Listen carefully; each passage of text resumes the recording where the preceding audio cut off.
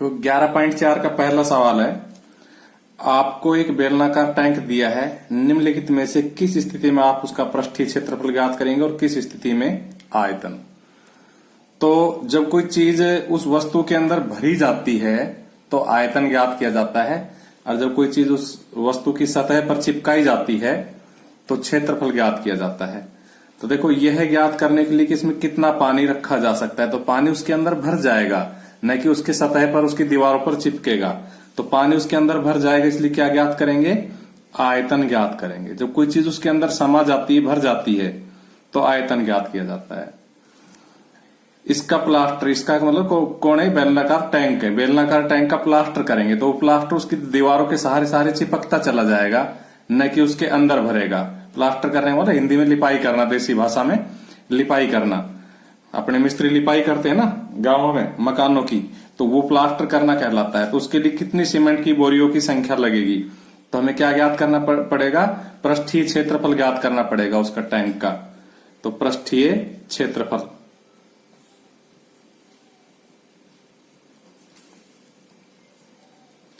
उसके बाद में इसमें भरे पानी से भरे जाने वाले छोटे टैंकों की संख्या, यानी कि इसमें टैंक में पानी ही भरा है और उससे फिर छोटे छोटे टैंक भरे जा रहे हैं, तो क्या निकलेगा, आयतन। क्योंकि जब कोई चीज भरी जाती है तो आयतन निकलता है। उसके बाद है हमारा दूसरा सवाल, लंबा चौड़ा सवाल, एक ही सवाल में कई सवाल दे दिए। तो इसको देखिए, बेलन ए का व्यास 7 सेंटीमीटर, ऊंचाई 14 सेंटीमीटर है।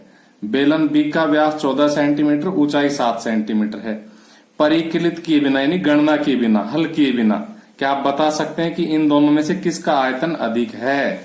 तो देखो, बिना गणना की हमें बताना है किसका आयतन अधिक है, तो हम क्या करेंगे, हम आयतन का फॉर्मूला होता है पाई आर स्क्वायर एच। क्या होता है आयतन का formula, pi R square H. ये हमारा फॉर्मूला होता है। मैं कहीं आपको रफ में लिख के दिखा देता हूं कि हमारा बेलन के आयतन का फॉर्मूला होता है पाई आर स्क्वायर एच। तो इस प्रकार से पाई आर स्क्वायर एच। तो देखो, त्रिज्या 2 बार गुणा हो रही है। अगर त्रिज्या बड़ी होगी तो आयतन भी बड़ा होगा, और त्रिज्या छोटी होगी तो आयतन भी कम होगा।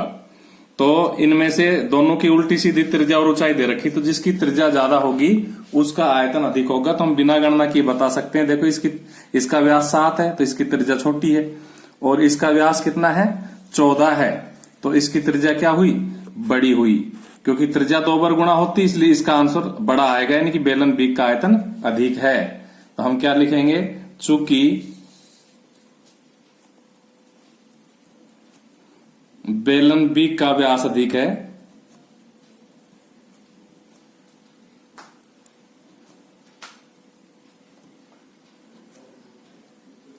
इसलिए बेलन बी का आयतन अधिक होगा।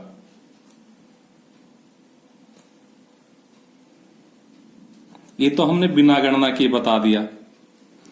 अब आगे सवाल में क्या कह रहा है वो उसको पढ़ते हैं। आगे कह रहा है, दोनों बेलनों का आयतन ज्ञात करते इसका सत्यापन कीजिए। अब हम दोनों बेलनों का आयतन ज्ञात करेंगे और ये बताएंगे कि देख लो, कैलकुलेशन करने के बाद भी बेलन बी का आयतन अधिक है। तो अब हम दोनों की लिखते हैं, लिखेंगे बेलन ए।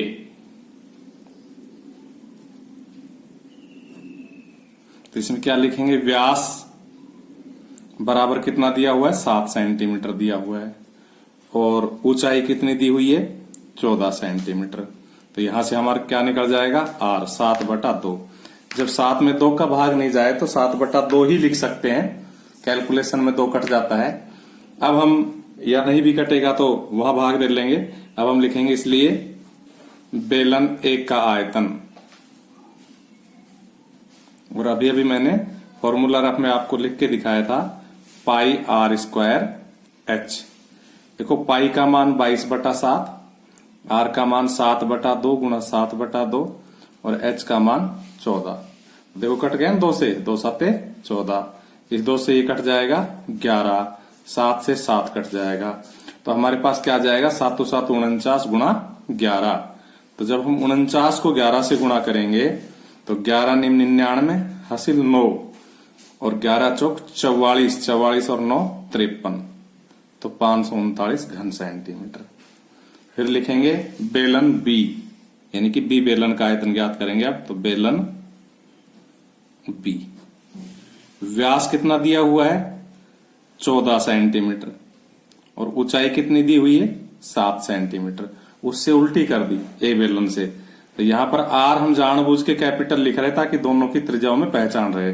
तो 14 का आधा 7 सेंटीमीटर लिखेंगे, इसलिए बेलन बी का आयतन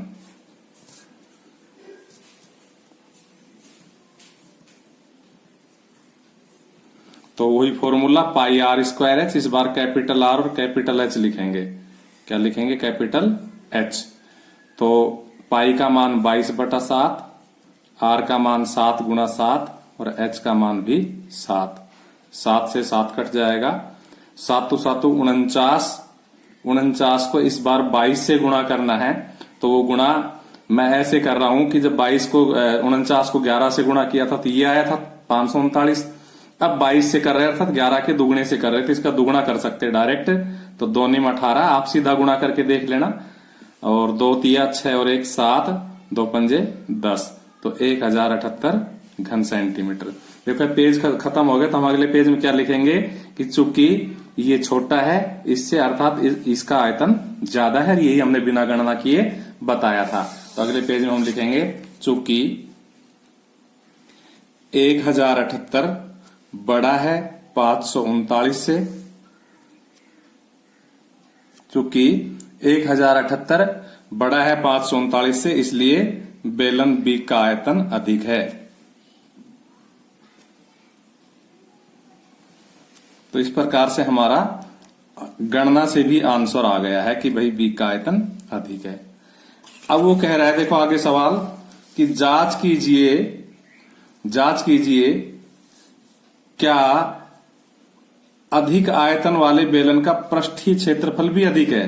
तो ये हम ज्ञात करके ही कहेंगे, उसने भी मौखिक हमसे नहीं पूछा है। तो अब हम दोनों का पृष्ठीय क्षेत्रफल ज्ञात करेंगे। तो लिखेंगे बेलन ए का पृष्ठीय क्षेत्रफल, बेलन ए का पृष्ठीय क्षेत्रफल। तो क्या फॉर्मूला हो जाएगा 2 पाई आर प्लस एच। ये बेलन का संपूर्ण पृष्ठीय क्षेत्रफल का फॉर्मूला होता है। बार बार पेज पलटने से डिस्टर्ब होगा, इसलिए मेरे याद है कि आर का मान 1 के लिए 7/2 है और एच कितनी है 14 है। चलो एक बार देख भी लेते हैं, कोई गलती न हो जाए। बिल्कुल 7 और 14 ही है।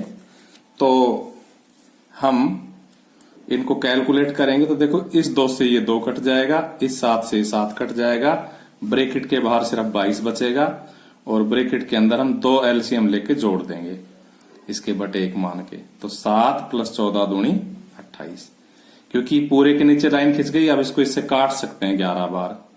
तो 11 गुणा 28 और 7 कितने हो गए 35। अब 35 को जब 11 से गुणा करेंगे तो देखो 11 की गुणा वैदिक गणित में भी आती है, दोनों अंकों को जोड़ के बीच में लिख देते हैं। जब 11 से गुणा करते हैं तो 3 और 5 8 का जोड़ बीच में आ जाएगा। तो इतने आ गए बेलन ए का पृष्ठीय क्षेत्रफल। अब हम लिखेंगे बेलन बी का पृष्ठीय क्षेत्रफल।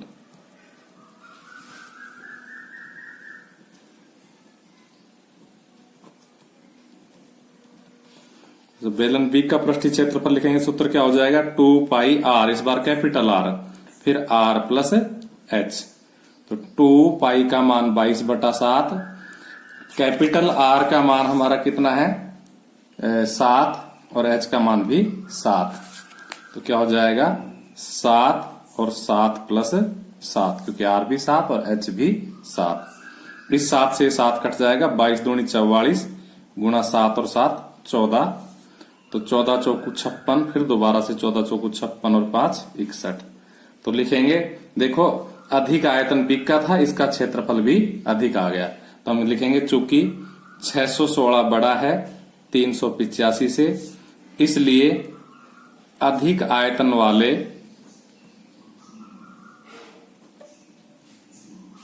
बेलन का पृष्ठीय क्षेत्रफल भी अधिक है।